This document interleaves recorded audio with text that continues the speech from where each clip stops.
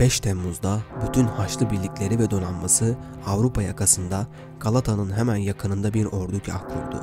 O zaman Galata bir ticaret merkezi olduğu için surları bulunmuyordu. Galata yakasında büyük ve yuvarlak kule şeklinde bir kale vardı ve Haliç'i gemilere kapayan zincirin bir ucu bu kuleye girip oradan büyük makaralarla indirilip yükseltiliyordu. Bu kaleyi savunmak için büyük bir Bizans birliği bulunmaktaydı ve bu birliğe moral sağlamak için 3. Alexios şahsen bu kulenin etrafının ve içinin savunmasının komutasını üzerine almıştı.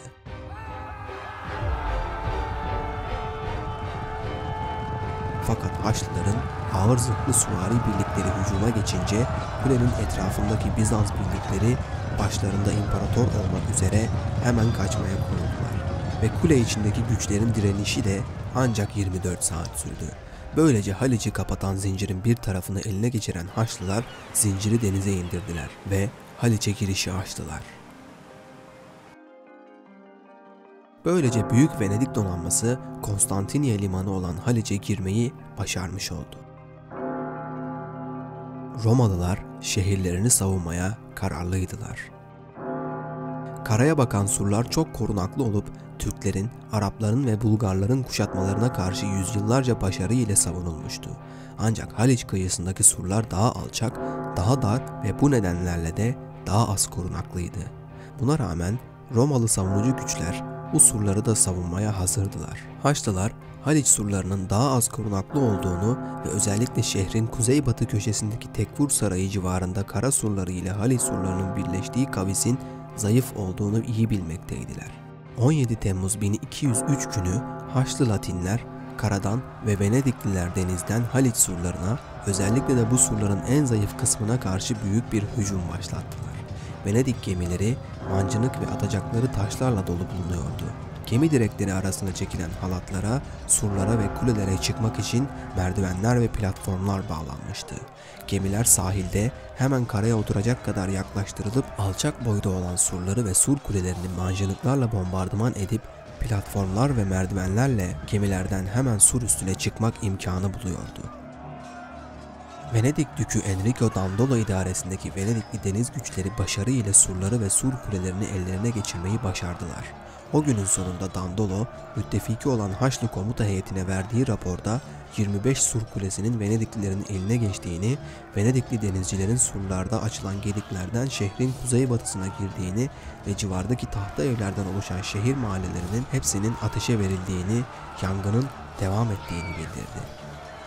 Bu yangının sonunda yaklaşık 21 Romalı evsiz kaldı. Yine ilk hücum esnasında 3. Alexios, San Romanus kapısından çıkarak bir huruç hücumuna geçti. Fakat imparatorun aciz komutanlığı nedeniyle Roma kuvvetleri bozguna uğradı ve şehre çekildi. Saray mensupları Alexios'u yeni bir hücuma zorladılar. Alexios yeni bir hücuma komuta etmeyi kabul etse de 17 Temmuz gecesi gizlice ufak bir gemiye binerek Trakya'ya kaçtı. Kaçarken yanına Irain isimli kızı ve hazineden 500 kilo altın almıştı. Böylece Alexios, Kuzeybatı mahallesindeki yangın esnasında diğer 2 kızı ile karısını kaybettiği ve büyük bir tehdit altındaki başkentten kurtulmuştu. Bu durumda Roma başsız kalmıştı. Alelacele toplanan konseyde 2. İzakyos'un zindandan çıkartılması ve tahta oturtulmasına karar verildi. 2. İzakyos'un gözleri görmüyordu. Bizans hukukuna göre körler imparator olamazdı ama İzakyos meşru tek imparatordu. Doğu Roma'nın ileri gelenleri İzakyos'u tekrar imparator yapmakla Haçlıların kuşatmayı kaldırmak için öne sürdükleri tek şart olan, yani İzakyos'un tekrar imparator olması şartını karşıladıklarını sanmaktaydılar. Ayrıca Haçlılara yardım eden ve onlarla beraber gelen İzakyos'un oğlunun da 4. Alexios adıyla ortak imparator yapılması gerekmekteydi. Nitekim 1 Ağustos 1203'te 2. İzakyos ile 4. Alexios taç giydi ve ülkenin idaresini eline aldılar. Böylelikle Haçlıların istekleri yerine gelmiş oldu ve hücumlarını durdurdular. 4. Alexios tahta geçmişti. Ancak şimdi sıra Haçlılara verilen sözleri tutmaya gelmişti. Haçlılar Galata yakınında ordugah kurarak verilen sözlerin yerine getirilmesini beklediler. 4. Alexios Venedik'e borç olarak kalan ücretin kalanını Roma hazinesinden karşılayacak, Haçlı güçlerinin Konstantiniye şehrinden Mısır'a gemilerle nakledilmesini temin edecek, Haçlılara 10.000 Roma askeri verecek ve papalıktan ayrılmış olan Ortodoks kilisesini Roma'daki Katolik kilisesine bağlayacaktı. 4. Alexios, vaatlerini yerine getirmek için finans kaynaklarına ihtiyaç duyuyordu. Amcasının yaptığı aşırı israflı harcamalarla devlet hazinesi boşalmıştı. Bu yüzden yeni vergilerin konulması ve eski vergilerin yükseltilmesi gerekliydi. Roma halkı bu vergilerin doğrudan düşman olarak gördükleri Haçlılara gideceğini bildiği için açıkça duyduğu kızgınlığı göstermeye başladı. Bunun dışında başka bir finans kaynağı ise kilise ve manastırlardaki kıymetli metallerden yapılmış olan vaftiz kaplarının müsaade edilip eritilmesiyle elde edilen kıymetli metallerdi. Bu durum Konstantiniye şehrinde çok nüfuzlu olan papazları ve keşişleri imparatora açık düşmanlığa yöneltti. Alexios'un başka bir vaadi olan Ortodoks kilisesinin Katolik kilisesine bağlanmasıydı. Bu halkta çok büyük bir şikayet konusu olmuştu. Bütün bunlar yetmiyormuş gibi medeniyet görmemiş Haçlılar ve Venediklilerin küçük gruplar halinde Konstantiniye şehrini ziyaret etmeleri ve bu ziyaretler esnasında tutumları hem halkın kendilerine düşman olmasına hem de maddi zarara yol açıyordu. Bir gece bir grup Haçlı Aya Erini Kilisesi'nin hemen arkasında bulunan küçük bir Arap mahallesini görünce mahalleye girdiler. Mahalledeki küçük bir camiyi görünce sinirlenip hem mescidi hem de mahalleyi yakıp yıktılar. Mahalledeki Müslümanları da katlettiler. Söndürülemeyen yangın şehrin diğer mahallelerine yayıldı. Bu ikinci büyük yangınla şehrin önemli mahalleleri harap oldu. 4. Alexios Trakya'ya kaçan ve orada Roma direnişini organize eden amcası 3. Alexios'a karşı giriştiği başarısız bir harekattan döndüğünde başkentini yangından harap bir halde ve halkının Haçlılara karşı savaşmaya hazır bir halde olduğunu gördü. Birkaç gün sonra zaten çok müşkül olan bu durum daha da güçleşti. 3 Haçlı ve 3 Venedikliden oluşan bir heyet 4. Alexios'un huzuruna çıkarak kendilerine Zara'da vaat edilen meblağların hemen karşılanmasını istediler. İmparatorun bu ödemeyi yapmaya hiçbir imkanı bulunmamaktaydı ve ödeme yapamayacağını heyete bildirdi. Bu görüşmede bulunan hiç kimsenin sonucun yeni bir savaş olacağına dair şüphesi kalmamıştı. Genel olarak ne Romalılar ne de Haçlılar yeni bir savaş istemekteydiler. Romalılar bu garip kılıklı, acayip tavırlı ve kendilerinin dini inançlarına çok az benzeyen garip Haçlıların şehirlerinin yakınlarından ayrılıp gitmelerini istemekteydi. Haçlılar ise bu sefere dini nedenlerle katılmışlardı ve hemen Mısır'a, oradan da Kudüs'e gitmek istiyorlardı. Ancak Venedikliler ve Venedik Dükü Enrico Dandolo daha değişik ve ayrı hedefler peşindeydi. Eğer bir savaş isteği olmasaydı Venedik donanmasına emir verip geri dönebilirdi. Ama kendisine verilecek meblağın tamamlanması için Roma ödemelerini beklediğinden donanması ile geri dönmemişti. Romalıların bu ödemeyi yapmaya imkanları olmadığı gittikçe açığa çıkmaya başlayınca Venedik Dükü Dandolo mevcut Roma imparatorlarının kaypak olduklarını ve sözlerini tutacak kişiler olmadıklarını, şehri zapt ederek onları tahttan indirmenin ve Venedik'e olan eski borçlarla vaat edilmiş olan yeni gemilerin bulunması için gereken ödemeleri yapacak başka bir imparatoru tahta geçirip Haçlıların ana hedeflerine yönelmelerini sağlamanın her Haçlı için bir dinsel gereklilik olduğunu iddia etmeye başladı. Esasındaysa Dandolo için ne Kudüs'e gitmek ne de nakliye borçlarının tahsil edilmesi önemliydi. Dandolo için önemli olan Roma İmparatorluğu'nun yıkılması ve yerine Venedik menfaatlerinden başka bir hedef olmayan yeni bir devletin kurulması önemliydi. Konstantiniye şehri halkı da bir bakıma Haçlılarla aynı fikirdeydi. 2. İzakyos ve 4. Alexios'un hemen tahttan indirilmeleri gerekiyordu. Bunun için 25 Ocak 1204'te Ayasofya'da senatörler, din adamları ve halk temsilcilerinin katılımıyla büyük bir toplantı yapıldı ve toplantı 3 gün sürdü. Toplantı sonunda 4. Alexios ve babasının tahttan indirilmesi kararı alındı. 4. Alexios'a herkes muhalefetti. Bunların arasında sarayda önemli bir mevki sahibi olan ve kalın kaşları dolayısıyla Murtzuplos lakabı verilmiş olan Alexios Dukas, 21 Ocak 1204'te saraya girerek eski imparator 4. Alexios'u uykusundan kaldırıp onu bir yay kirişiyle boğulup öldürülmesini sağladı. Alexios Dukas kendini 5. Alexios adıyla imparator ilan etti. İzakyos ise oğlunun akıbetine çok üzülüp oğlunun ölümünden sonra fazla yaşamadı. 5. Alexios şehrin savunması için ciddi önlemler almaya başladı. Haçlıların gelişinden beridir ilk defa olarak şehir duvarları ve kulelerinde sabah akşam 24 saat nöbet usulü uygulanmaya başlandı. Duvarların pekiştirilmesi ve bazı yerlerde yükseltilmesi işi bir sürü işçinin gece gündüz emekleriyle başarıldı. Venedikliler ve Haçlılar güya kendilerini buraya davet eden ve meşru imparator olarak gördükleri 4. Alexios'un tahttan indirilip öldürülmesine çok kızdılar. Mart ayı başlarında Haçlı seferi idarecileri aralarında bir sürü toplantılar yaparak şehri zapt ettikten sonra ne yapacaklarına dair bir dizi kararlar aldılar. Venedikliler ve Haçlılar 6'şar delege seçip bir imparator seçim kurulu kurulmasını önerdiler. Haçlılar arasından seçilecek olan bu imparatora şehrin 1/4'inin idaresi verilecekti. Şehrin kalan 3/4'ünün yarısı Venedik idaresine verilecek ve diğer yarısı da Haçlıların idaresi altında olacaktı. Haçlılar yeni imparatora bağlılık yemini verecekler ama Venedikliler imparatora bağlılık yemini etmeyeceklerdi. Şehirde yağma edilen her şey önce ortak olarak bir merkezi yerde toplanıp buradan herkese eşit olarak dağıtılacaktı. En son şart olarak bu kuşatmaya katılan her taraf Mart 1205'e kadar, yani bir yıl boyunca istila edilen şehirden ayrılmayacaktı.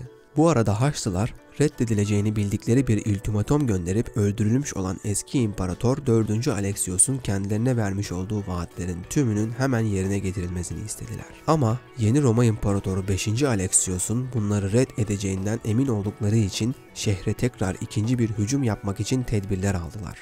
9 Nisan günü Venedikliler ve Haçlılar surlara karşı yine Haliç'in kuzeyinden ağırlıklı bir hücuma başladılar. 9 ay önce Venediklilerin gemi direkleri üzerine çıkıp Haliç surlarını aşma başarıları bu sefer mümkün olmadı. Yükseltilen duvarlar ve duvarlardaki savunma güçleriyle silahları 9 ay önceki eski başarının yenilenmesine engel oldu.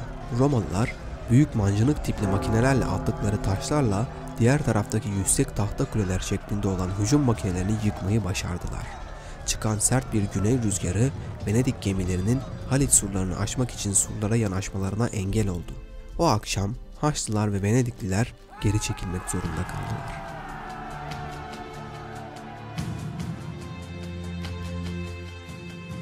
Venedikliler ve Haçlılar 2 günlük yeni bir hazırlıktan sonra tekrar hücuma geçtiler. Bu sırada Haçlı ordusunun moralini kuvvetlendirmek için Katolik papazlar da Haçlıların Ortodokslara karşı yaptığı hücumları aklamak için bir bildiri yayınladılar. Buna göre Konstantiniye şehrine yapılan hücumun dinsel ahlak bakımından 2 uygun yönü bulunmaktaydı. Birincisine göre Romalılar hain ve katil olup kutsal kilisede taşlandırılmış meşru hükümdarları olan 4. Alexios'u öldürmüşlerdi. İkincisine göre Romalıların Katolik Papa ve Katolik Kilisesi aleyhtarlığı yüzünden Romalılar Yahudilerden daha beter bir şekilde doğru dinden ayrılmışlardı. Böylece materyal ve moral bakımından ordularını pekiştiren Haçlılar ve Venedikliler 11 Nisan'da tekrar bir hücuma başladılar. Bu sefer Venedik gemileri ikişer ikişer birbirine bağlanarak daha fazla ağırlıkla Haliç surlarına çıkmayı denediler. Çıkan kuvvetli kuzey rüzgarı da buna yardımcı oldu. Çok geçmeden 2 kule Venediklilerin ve Haçlıların eline geçti. Şehrin bir kapısı da kırılınca Haçlı askerleri şehre girip şehrin kuzeyindeki sokaklara yayılmaya ve ahaliyi evlerinde öldürmeye başladılar. Bir grup Haçlı o akşam şehrin kuzeyinde büyük bir yangın çıkardı.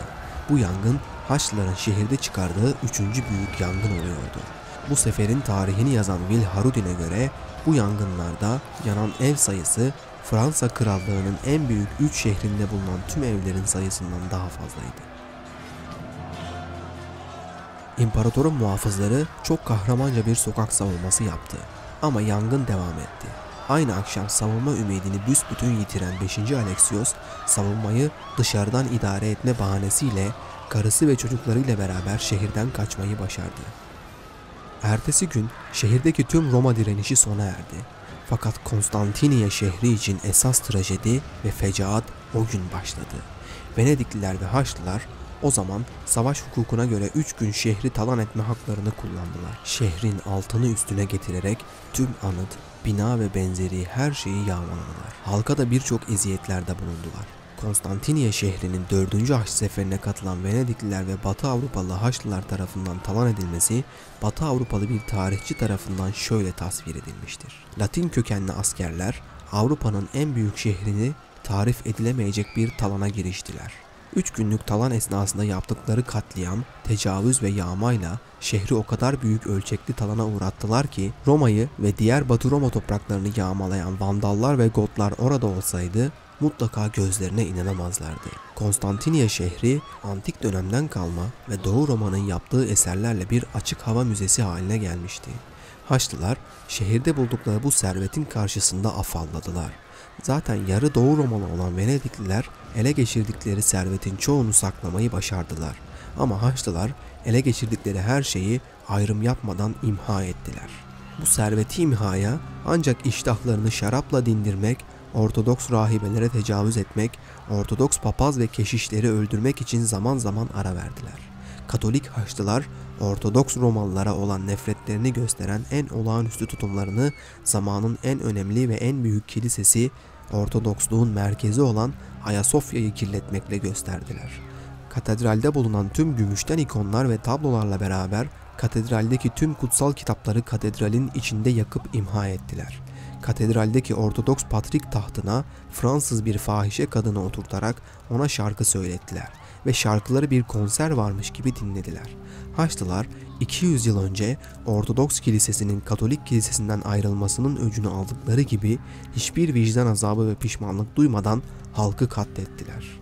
Romalılar şehri Haçlılar değil de Selçuklu Türkleri ele geçirseydi Haçlılar kadar gaddar olamayacaklarına kendilerini inandırdılar.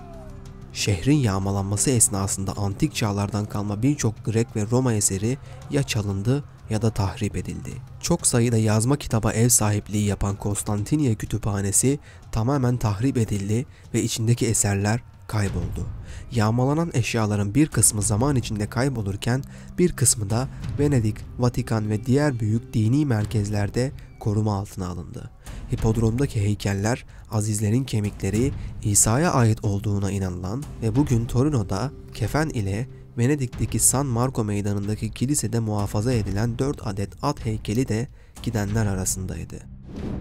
Sonuç olarak bu sefer amacından saparak Kudüs yerine Doğu Roma başkenti Konstantiniye şehrine yapıldı. Bunun sonucunda Doğu Roma İmparatorluğu yıkıldı ve yerine Romanya isminde bir Latin İmparatorluğu kuruldu. Kurulan bu imparatorluk sözde Doğu Roma prensiplerine uygun olsa da halk Ortodoks Kilisesi'ne bağlı ancak devlet Katolik Kilisesi'ne bağlı oldu. Konstantiniye şehrinden kaçan Doğu Roma hanedan mensupları bazı ardıl Doğu Roma devletleri kurdular. 3. Alexios'un yakın akrabaları İznik başkentli İznik İmparatorluğunu kurarken eski imparatorlardan olan meşhur Manuel'in oğlu 1. Alexios Gürcülerin desteğiyle Trabzon başkentli Trabzon Rum İmparatorluğunu kurdu. 22 yaşında olan 1. Alexios burada kendisini Roma İmparatoru olarak tanımladı. Trabzon ordusuyla Paflagonya bölgesine saldırmış, böylece Karadeniz Ereğlisi ile Sinop arasındaki araziyi de Trabzon topraklarına katmıştı. Trabzon İmparatorluğu'nun batı yönündeki bu genişlemesi Romanya Latin İmparatorunu, İznik İmparatorunu ve Selçuklu Türklerini rahatsız edince yeni savaşlar patlak verdi.